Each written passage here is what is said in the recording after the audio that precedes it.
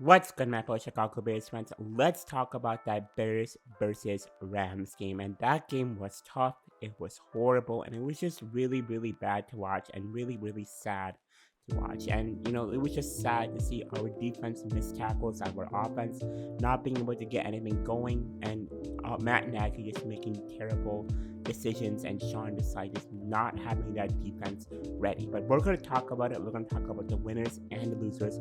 We're going to break it down, and we're going to discuss what we can go from here to see some sort of optimism. But before doing that, make sure you guys go leave a big thumbs up and smash that like button for the album. Make sure you go and hit that subscribe button if you want the most unique and the best Chicago Bears content. And make sure you hit bell notifications so you know whenever I post. Now, with that all being said, let's dive right in today's game. Now, the Bears lost this game 34-14. Offensively, we struggled. Andy Dalton went 27 for 38, threw for 206 yards, and threw for one interception. Then defensively, that's the main concern that we had from this game, I would say. And, Eddie Jackson was tackle after tackle, a former top 10 safety, one of the best safeties in the NFL. Back in the day, just does not look like a top safety, and that money truly changed him. I don't know what happened to Eddie Jackson, but he is heading on a trajectory down, and that's not good at all. Then you had someone like Marquise Christensen, allowing some big plays on defense.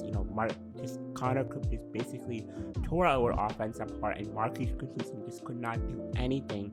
And this defense was just bad. You had Khalil Mack and Robert Quinn not being able to get anything done, but Robert Quinn especially, he just was not fast enough. He just was not able to get to Matthew Stanford enough. The defensive line struggled to get sacks. You did have someone like Akeem Hicks get one sack, but missing Eddie Goldman is really hurting this defensive line, and I'm concerned about that defense. Very, very concerned, because I don't know how a top 10 safety just falls off in a snap. Just that I can't describe it. That defense should have played better. If that defense played better, if our secondary played better, we would have won this game easily. We were down 7 points come halftime.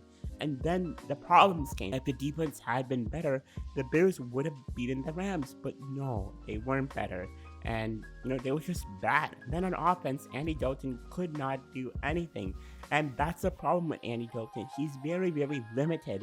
Unlike someone like Justin Fields, and we gotta see what Justin Fields brings to the table. He went 2 for 2, he threw for 10 yards. That's not a lot, but he had one of the touchdowns in the Bears game. He had a rushing touchdown, and you just wonder what could his offense be with Justin Fields, because it's hard to cover a quarterback who can run, who can pass, and a quarterback who can read defenses.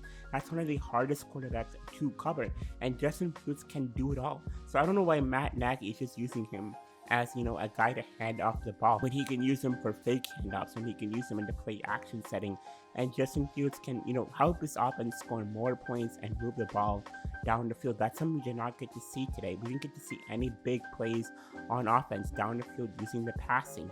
We did get to see Devin Montgomery, though. Devin Montgomery had a very good game, having 16 yards and 108 yards. Very great game for Devin Montgomery. He's probably the brightest part of this offense. And then also, you had someone like Damian Williamson at 6 yards for 12 carries. You had Marquise Goodwin at 4 receptions for 45 yards. You had someone like Cole Kmet having 5 receptions for 42 yards. You had someone like Allen Robinson having six catches for 35 yards, and Damon Wilson on the offensive side of the ball having 4 receptions for 45 yards. Very great stuff from those 4 guys. But again, we need to see more from Allen Robinson, Marquise Goodwin, from Andy Dalton if we want to win more games. And the biggest concern that I have going into week 2 is, one, the quarterback position, the offense, and left tackle. Larry Borum's injured. Jason Peters is injured. Now we got Elijah Wilkinson in there, who's not very good. What are they going to do about the left tackle position? What are they going to do to fix this offense to score more points? Then that secondary. How are you going to make Eddie Jackson better? Sean Desai needs to have 2 hours of tackling drills tonight. He needs to have 2 hours of tackling drills this whole week of practice so that he can teach those guys how to tackle. That's what Sean Desai has to do. That secondary is awful, and they're going against a tough matchup against the Bengals, who have a very good offense and receivers in T. Higgins and Jamar Chase, and that secondary has to improve. improve. And just overall, this game was just awful. And I hope the Bears can use this as a learning experience. I hope Eddie Jackson can use this as a learning experience and get better at tackling. And I hope that Sean Desai can use this as a learning experience as his first game as defensive coordinator, and help his defense get back to 2018. And I really hope that Matt Nagy sees Andy Dalton isn't working out, and I hope he starts Justin Fields week 2. But I want to know what your guys' thoughts are. Let me know in the comment section below. Again, make sure to subscribe if you are new. Make sure to go and hit bell notifications so whenever I post, and then make sure to go and smash that like button if you haven't done so already. And with that all being said, everyone, peace out and bear down.